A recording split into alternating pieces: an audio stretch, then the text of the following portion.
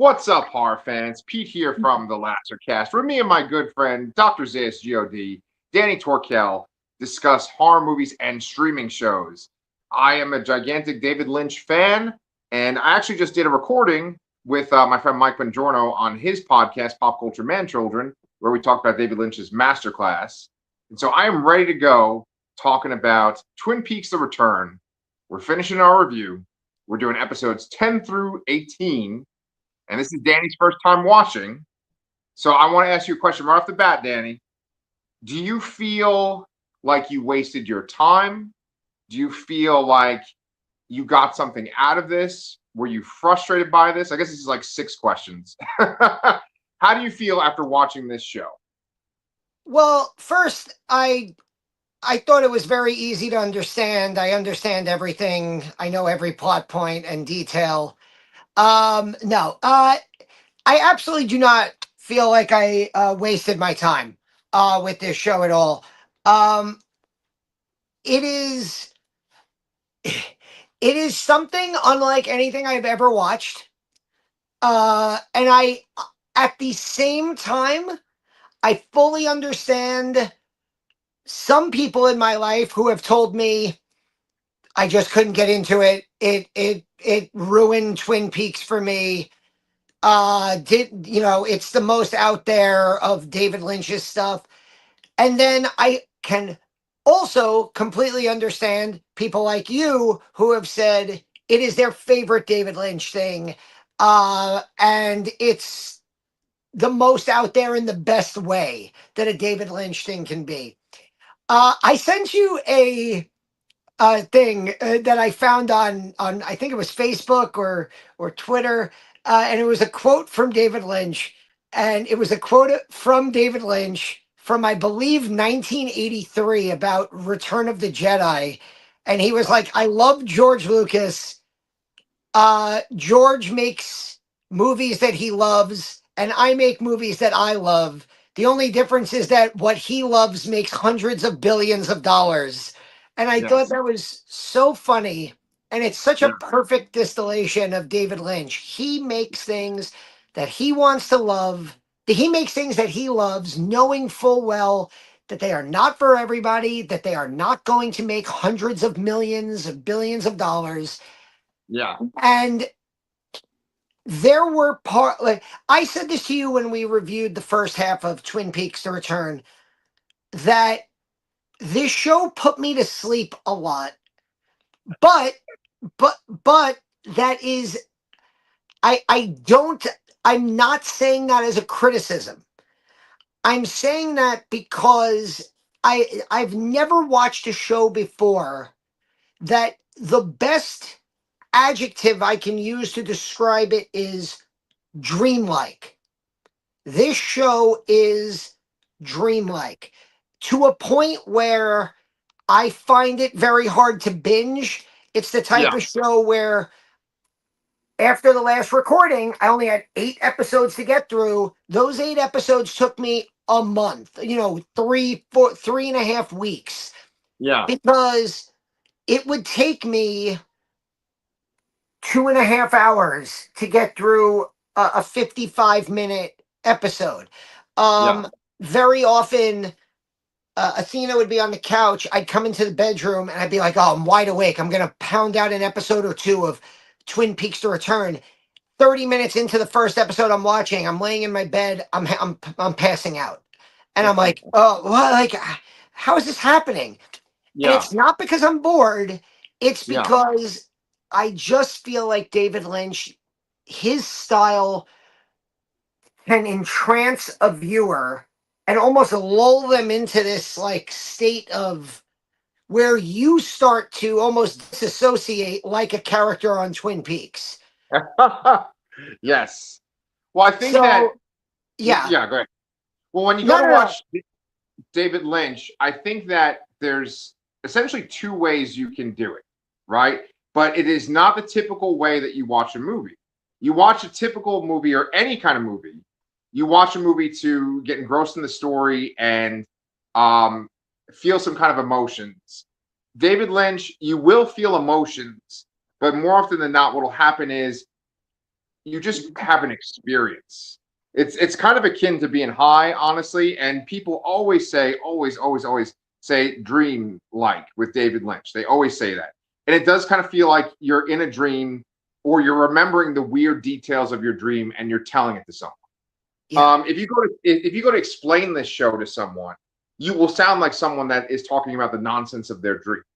So Now, that's what I find interesting about the differences between season one of Twin Peaks and yeah, everything that came after that.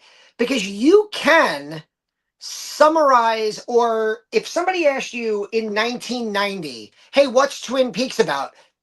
It's this.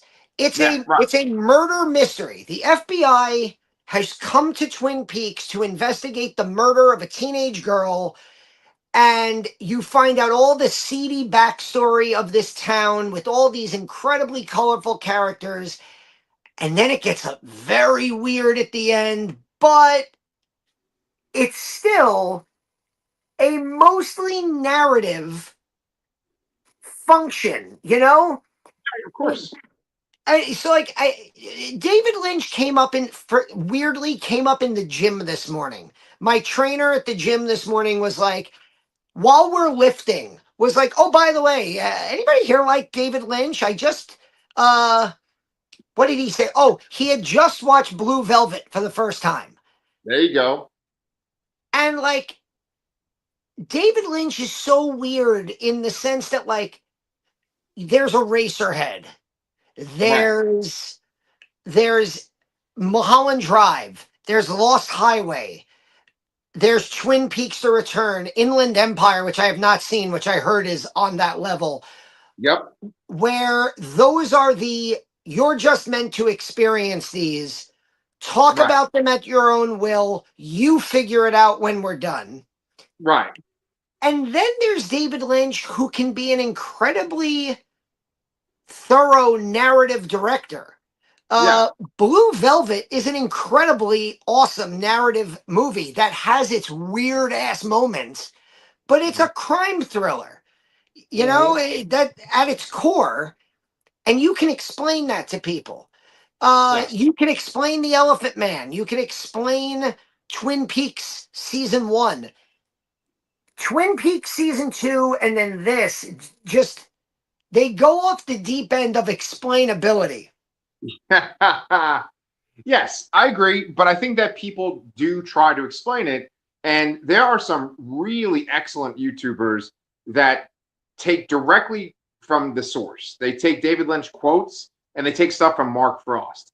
And I know that we talk a lot about David Lynch, and especially with Twin Peaks: The Return, he's the dominant force, but we got to always include Mark Frost in this, right?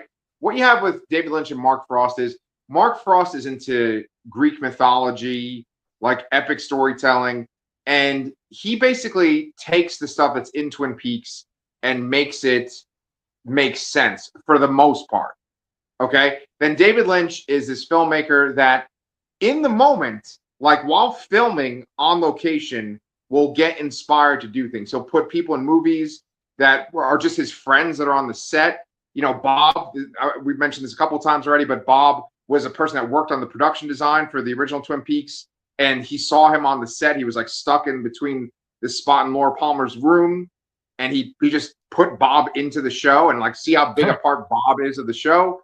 Like, so David Lynch, he will do stuff that is based on the ideas that he and Mark Frost put together, but then he also is like inspired by other movies. Like Mulholland Drive and this share a lot of DNA. And I think I might have told you this before, but Mulholland Drive, the inspiration for that comes from the idea of Audrey Horne going to Hollywood. And she is Naomi Watts' character in Hollywood. They were going to make a TV show of that, and it got scrapped. And so they made it into a movie of Mulholland Drive, and they made it a new character and everything like that. But there's this sort of like interconnectivity. And then there's certain movies that are like David Lynch hardcore inspirations. One of them is Sunset Boulevard. Another one is The Wizard of Oz. And like he will weave that into this too. Have you seen? Sorry to interrupt you, but There is a documentary called like Lynch in Oz. Have you Hmm. seen that? I have not. Have you? I haven't. The funny thing is, I rented it on like Fandango at home, which used to be Voodoo, and then I kept waiting to watch it until I finished Twin Peaks: The Return. But by the time I finished Twin Peaks: The Return, I my like 30-day rental expired. So if I Uh, want to watch it, I have to rent it again. It's like $5. I'll probably rent it again now that like I yeah. finished the show and we're Right. talking about it. And just like because it came up in the gym this morning, I'm like contemplating watching Blue Velvet again. Um, Yeah, but let so me ask you this: have you seen Wild at Heart? so Wild at Heart, I have not seen because it is not on any streaming service. At least I don't think it is. I'm gonna I think you check. have to pay for it on Amazon because I watched it recently. Oh, okay. Well, Yeah. for a long time it was not available on a streaming service, Yeah. and there was no like physical media release of it. Yeah. And I just when he passed away, a lot of his movies were coming back into the theater, and I saw Mulholland Drive for the very first time in the theater right after he passed away. That was I posted a video of this amazing experience I had where Naomi Watts and Justin Theroux showed up to the IFC Center to introduce the movie. It was incredible.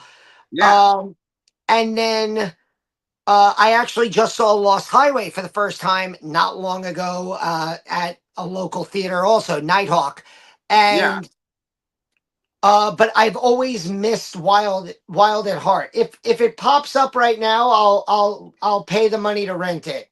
Let's Yeah. see.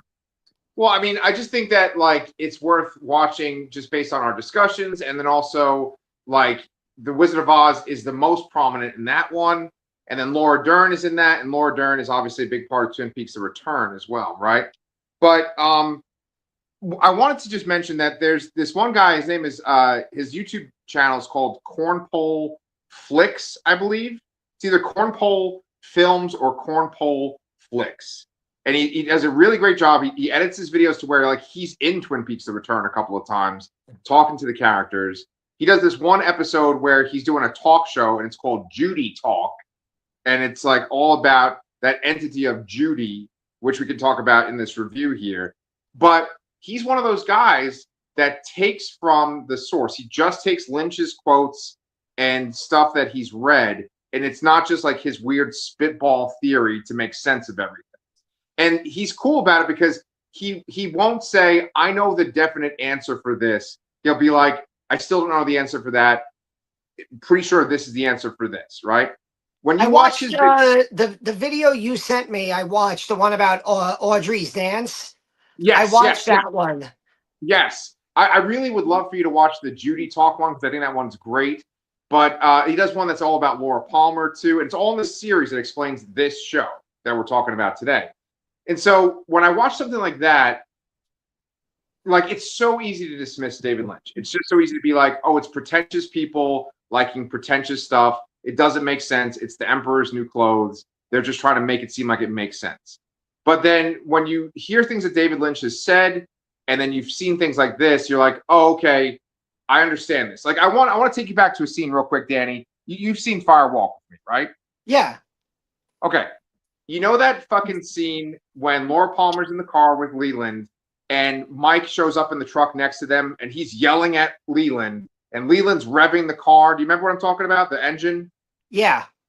He's saying fucking nonsense. He's like, "You stole the corn. You stole," and like any person just seeing that would be like, "What is this? What the fuck is this?" Right? But then when you analyze it, you're like, okay, Mike has the little guy in him. He has the arm or whatever, the spirit inside of him. And then Leland has Bob inside of him. And essentially, you have these two possessed characters. One is yelling at the other. In Fire Walk with Me, I don't know if you remember this, but they talk about this stuff. I always forget the fucking name of it. It's called like Garbanzia or like Garbanjar. Do you know what I'm talking about? Maybe. No. Okay. Essentially, they call it corn. There's even a scene where they're fucking eating corn. So goddamn weird. But it's supposed to represent pain and suffering. I think even in Twin Peaks or Fire Walk with Me, they say it is pain and suffering, right? So when you think about it like that, it's like, oh, okay, this makes sense to the person that made this. But otherwise, it just looks like insanity. And I love like figuring out that it makes sense to the person that made it. Does that make sense to you? Oh yeah, I but even then, I don't think David Lynch. If you asked him, like, if you could sit down with David Lynch and give him like truth serum, and he had to answer your questions honestly, and you were like, okay, I have you for an hour, explain everything in Twin Peaks. I still don't think he would be able to do that because I think he's also basically doing stream of consciousness filmmaking, stream of consciousness TV making in this. Right. I have a great question for the end of our review that just remind me that I want to ask you. Sure, sure, Um, sure. okay. Well, okay, so let's address the stream of consciousness thing real quick, though, right? So David Lynch has this book called Room to Dream, and his masterclass that's on the Masterclass app takes a lot from that book, and he always compares getting ideas for stories to fishing. When he compares it to fishing, he's basically saying that you're casting a line out into the water and you're daydreaming. You're not doing anything else. You're just like thinking, and all of a sudden an idea pops in your head. And he says that when you take the fish out of the water and you look at it closely, then the details start to become more tangible and you can like see them. Like you see the scales on the fish and stuff. That's how he fucking handles everything.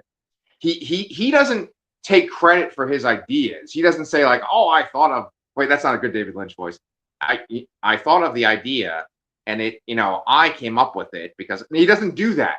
He like gets his ideas from the ether, and then he like works it into his stories. And I think there's something to that. I think I there's think something you can. powerful. I think you can actually see that in individual episodes.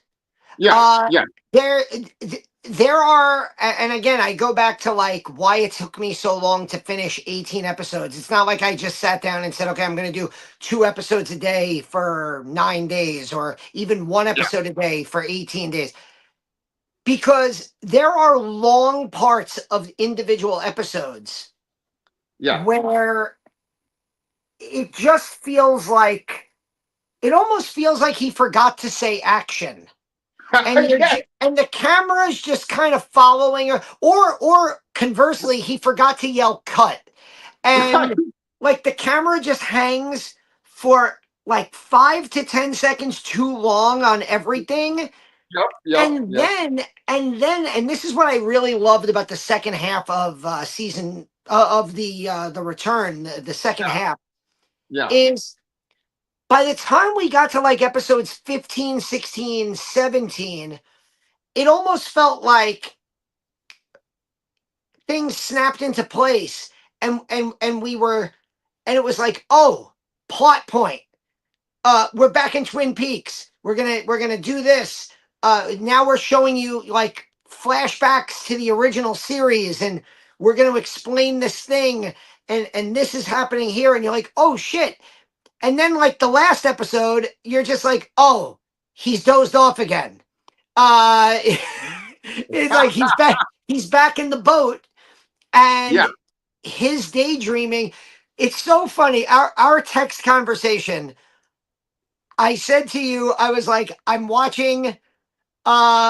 finally watching the last episode of Twin Peaks, and you were like, hope you like driving.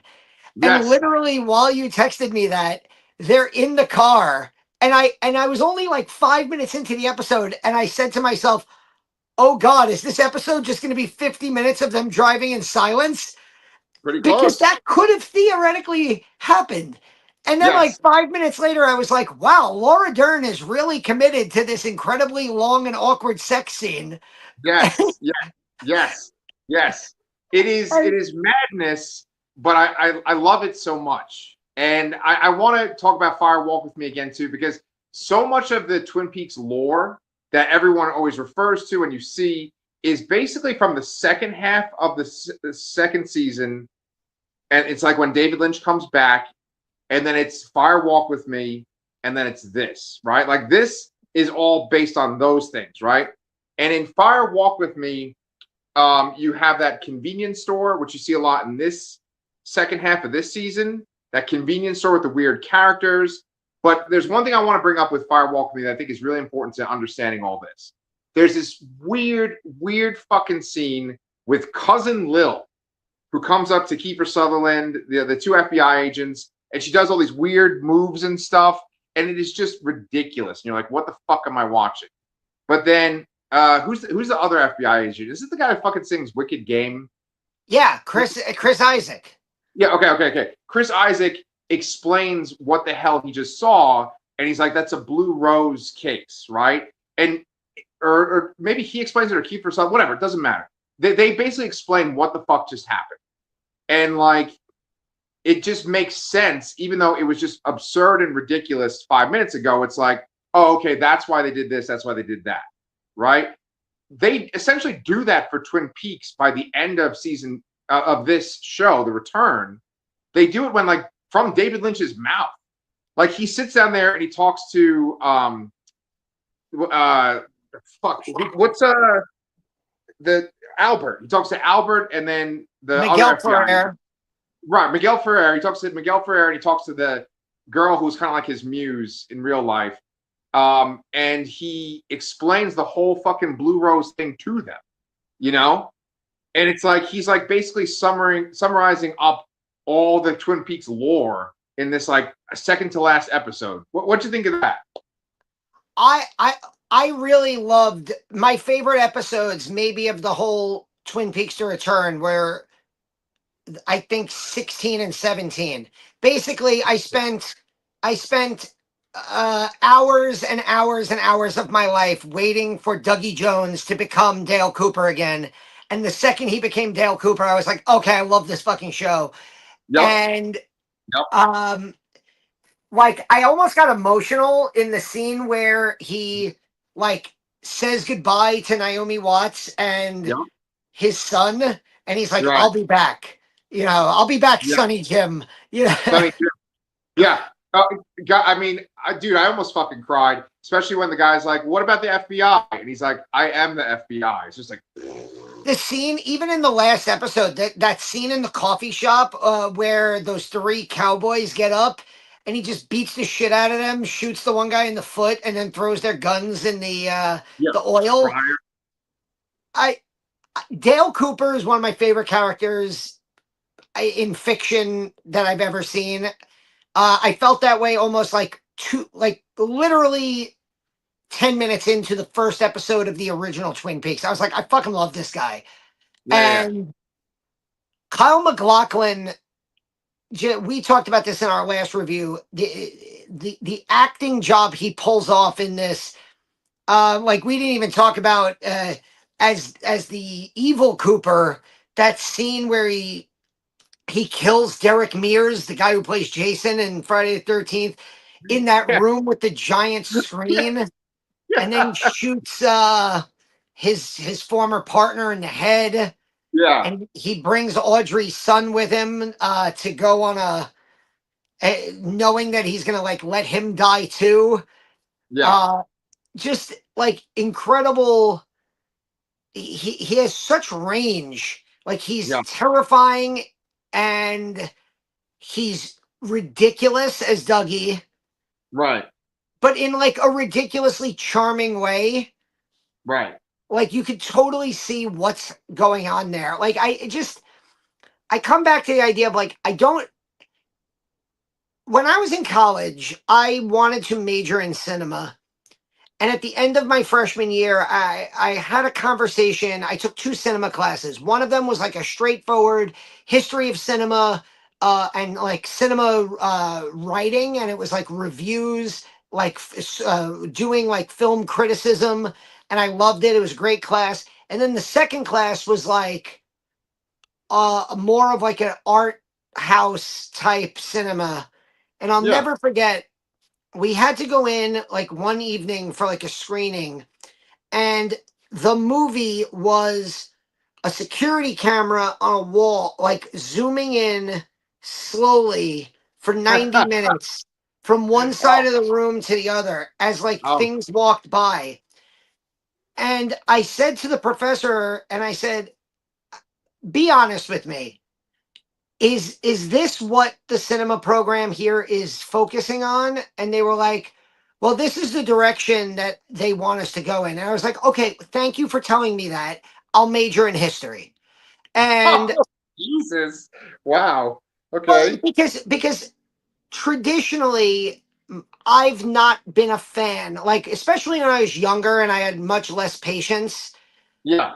I did not have the mentality to watch like stuff that didn't make sense. Like Yeah. Yeah. Yeah. I wanted like narrative, like even like the first time I watched Pulp Fiction, which is one of my favorite movies of all time, maybe my favorite movie of all time. Like even just the idea that it wasn't in order, Yeah. sequential order threw me off. Yeah. I was like, also I was probably 13 when I saw it. So I was Yeah. a little and like it took me until the second viewing to realize, oh, I love this movie and here's how it goes, here's how it fits together and I love everything about it. For some weird reason, David Lynch for me is I his style beats out the lack sometimes of the substance that's in it, which is why even though I would fall asleep during episodes and I would sit there confused and we're talking and I know that I like have to, like I could take like a college course on Twin Peaks and still not get anything out of it. Yeah.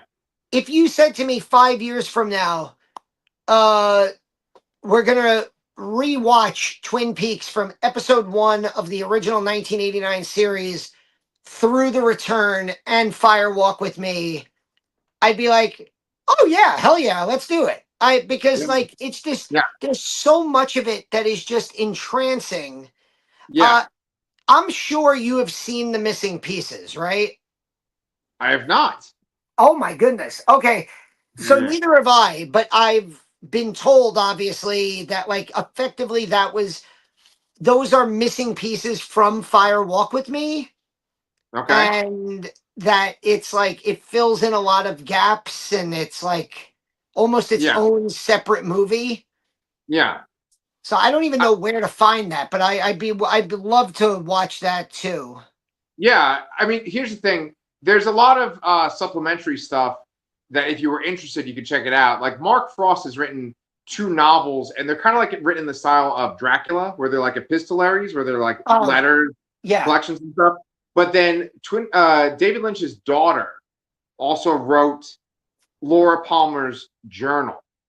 Like there's a book that's Laura Palmer's journal, and David Lynch's daughter was encouraged to write as if she was Laura Palmer.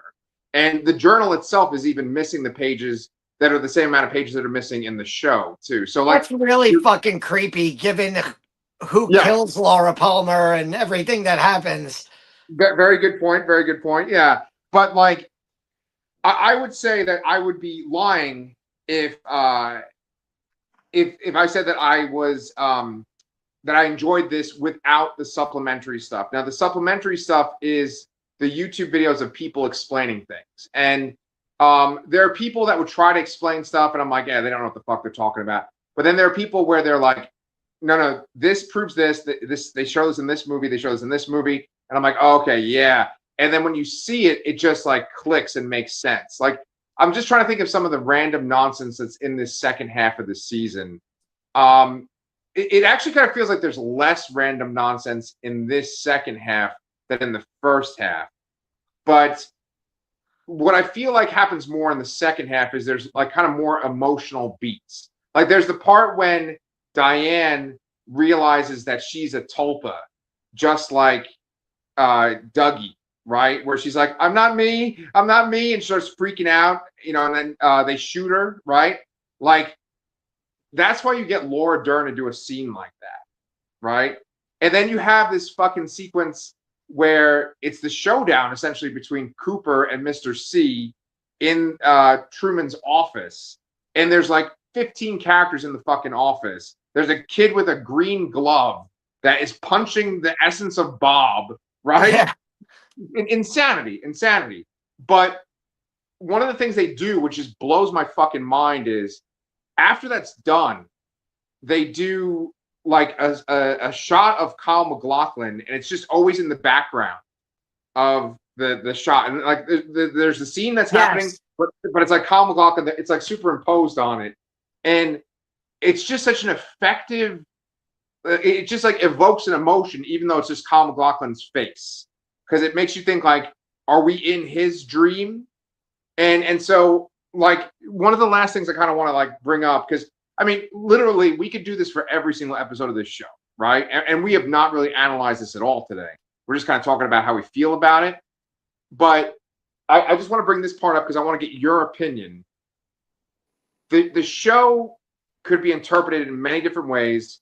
One could be that like Agent Cooper himself isn't even a character. It's like the ideal version of an FBI agent. And that like the guy that we see at the end of Twin Peaks: The Return is like the actual real FBI agent who's kind of a failure. I don't really take that version.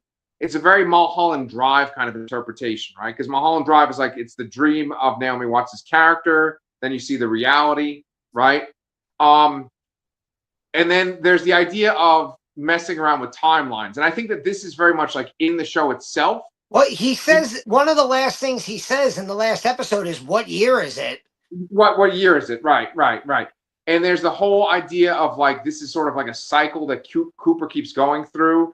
And like one thing that I think really nails that home is when they go to see Philip Jeffries. When Cooper goes to see him, Philip Jeffries makes like a 8 that goes like this, and that's like an infinity symbol. And I feel like that's very indicative of Twin Peaks, where they're kind of like trapped in this like loop of Laura Palmer's death. And they go to change it. Like they literally make Laura Palmer like disappear. Like her body disappears in the second to last episode on the shore where they find her in the first episode of the show. And it's like the idea that they made like this other timeline where Laura Palmer didn't exist. So like, how do you interpret that? Like, do you think any of this is a dream? Do you think that they made like a different timeline? What do you think about the Laura Palmer stuff in this last 2 episodes?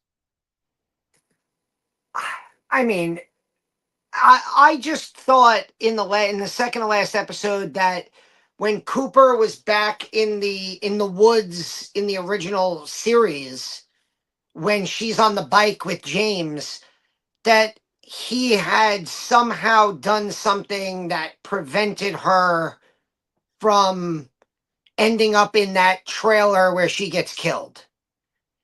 Yes, I agree. And but then they threw me off in the last episode, the last episode, because I thought that was going to lead to him finding Laura Palmer and her being like her going back to Twin Peaks, and that would have been like this great moment, instead of it being this kind of like it ends as a cliffhanger.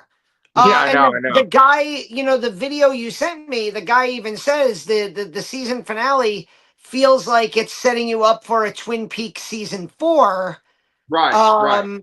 With Coop and Laura Palmer in Twin Peaks in a different timeline, in a different universe, where Laura Palmer's alive and she doesn't remember who she is, and somebody else lives in her house. So I don't know. I like with many things in this show, I can't give you an answer. It's just. Yeah. Well, okay, so that's a good way to kind of maybe tie a little bow in it too, is that David Lynch ultimately wants people to make their own interpretation of things, right? He doesn't think there's no correct interpretation. He has his own interpretation of everything in his movies, but he doesn't want to tell people what that interpretation is. He wants you to be like an FBI investigator and try to make sense. He wants you to treat it like a mystery and figure it out on your own. And honestly, I personally can't even explain why Laura Palmer is now Karen Page at the end of the show. I don't really understand that. I get the idea of like him keeping Laura Palmer from going to the the trailer and dying and that changing things. I get that, but I don't get the idea of like Karen Page. And it's such a weird scene because he goes to her house and there's a guy who's been shot in the head just sitting on the couch, and it's like what is going on here? And I think that actually we should also just talk about her mom too. The actress that plays Laura Palmer's mom. Do you remember her name off the top of your head? Is it like Grace Zabriskie, something like that? Something like that. Yeah, I always remembered her as Susan's mom from Seinfeld, right? But Oh she's my God, just she is Susan's mom on Seinfeld. there's two Holy fucking Susan's parents are two Twin Peaks veterans because her dad is it's the doctor from the original show. yeah, holy Yeah, shit. That's yeah. wild. Seinfeld's wild. It's got Breaking Bad people. It's got Twin Peaks people. It's crazy. But anyway, like she's so fucking good in the show. The mom, just like losing her mind in the convenience store. Then there's this part where she's in a bar and she like opens up her face, and like there's all this weird shit.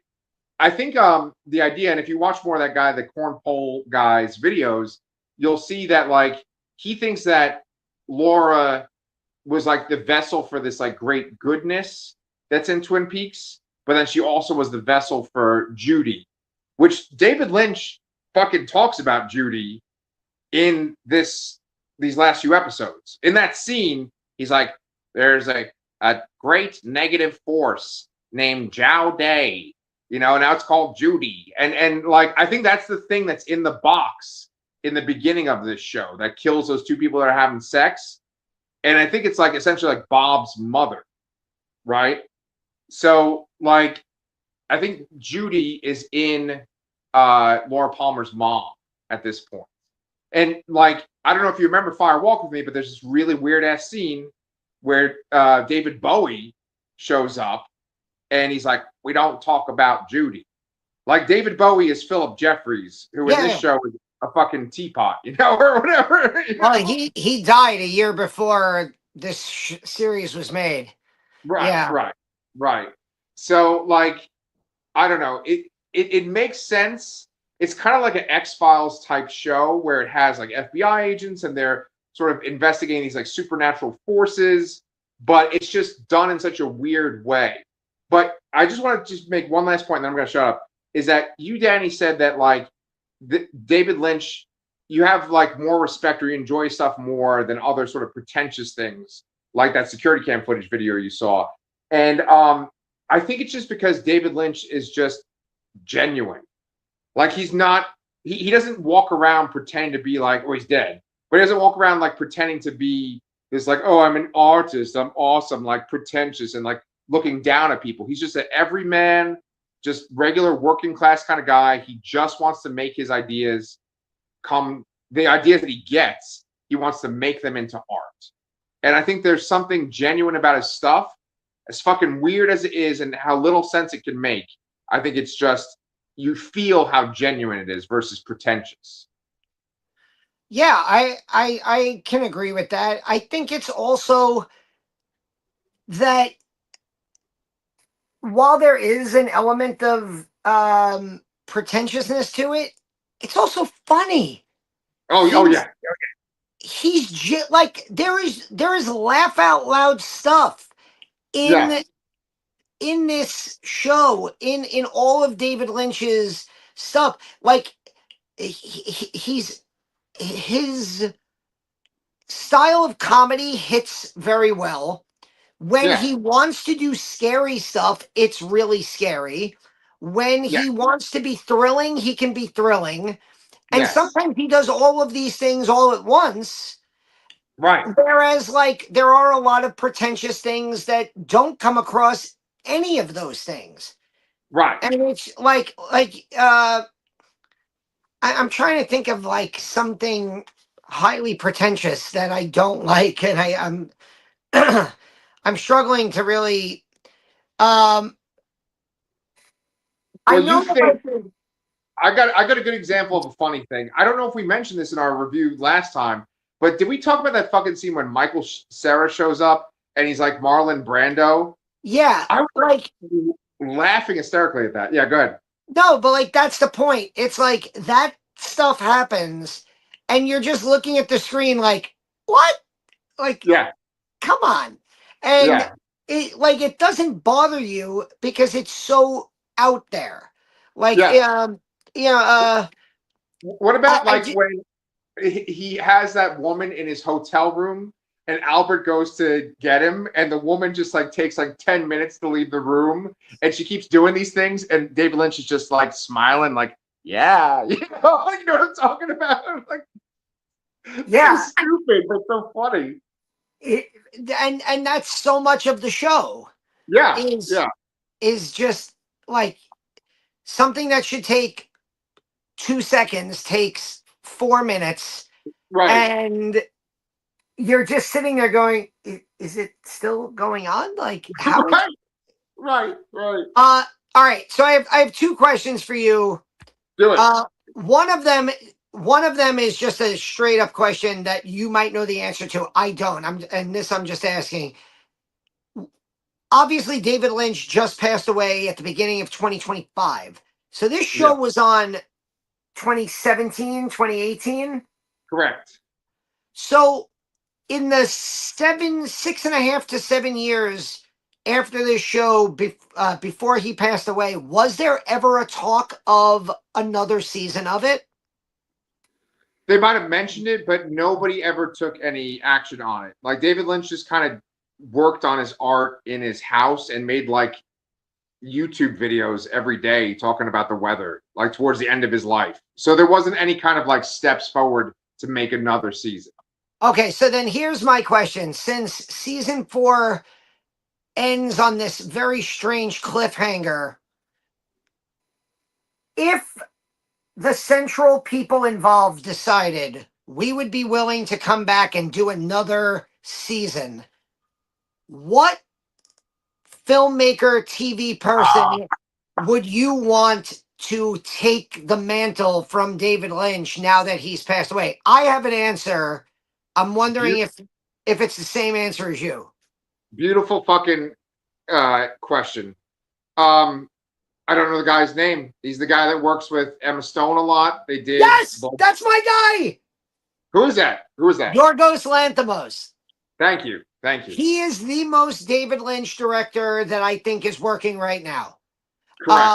Where he makes mostly narrative movies, but they are fucking way out there, and there's Yep. always some weird shit that you're like, I can't fucking believe he did that. Right. Right. Did you see like later we're recording this on Oscar Sunday? Did you see Begonia? I didn't see Begonia. Is it nominated for something? It's nominated for Best Picture. It's not going to win. It has like a 0% chance. It's only going to be One Battle After Another or Sinners. I think that's like basically it. Um, and maybe Timothy Chalamet wins an Oscar for playing ping pong and being the most annoying fucking character in movie history. Don't get me started on Marty Supreme. I fucking hated that movie. Yeah. That is pretentious shit. Okay, that is the difference. That and you know what? The thing that annoys me is that sometimes, very often, pretentious shit tricks everybody into thinking it's great. Yep. Yes. Yes. And those Yes. same people will then watch David Lynch and be like, I don't get it. Right. Right. Right. Right. Right. All right. Exactly. Well, you're a Yeah. pretentious fuck. Yeah. But yeah, Yorgos Lanthimos was he was the person I thought of.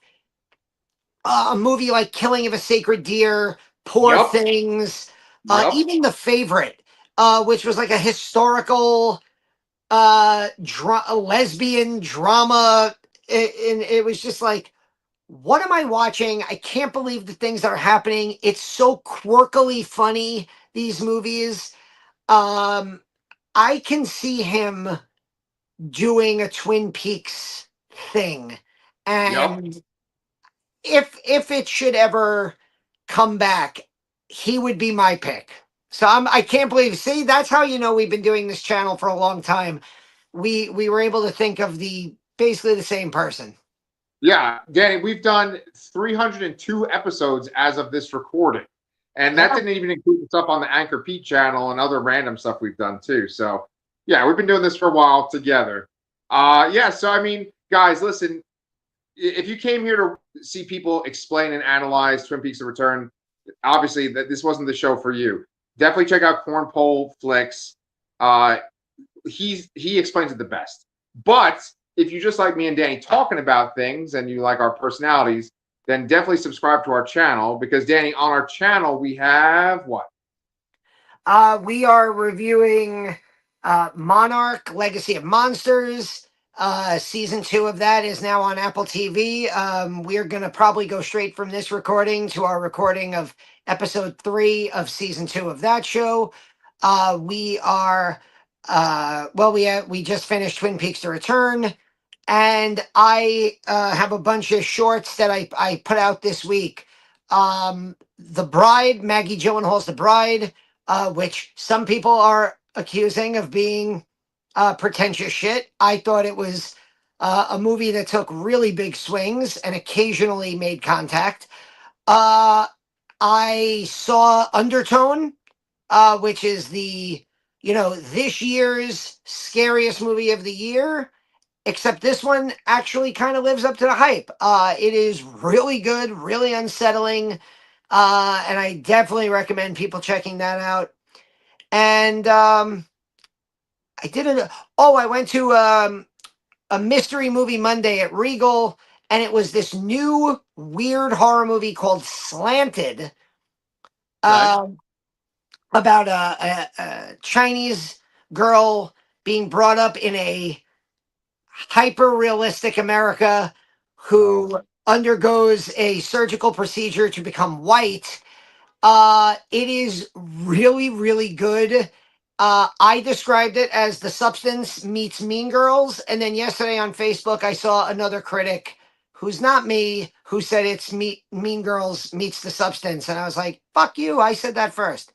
Uh, so yeah, it's got some good body horror stuff. It's funny and dramatic teenage high school stuff.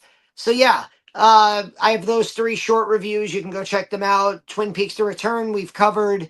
Um, we also covered Scream 7, which is out in theaters now. Yeah. Yeah, so like we have a wide variety of stuff on the channel. We have horror movies that are out in theaters, TV shows that are currently running like Monarch, and then TV shows like Twin Peaks: The Return, which you can watch on Paramount Plus, which was originally a Showtime show. So yeah, there you go. Yeah.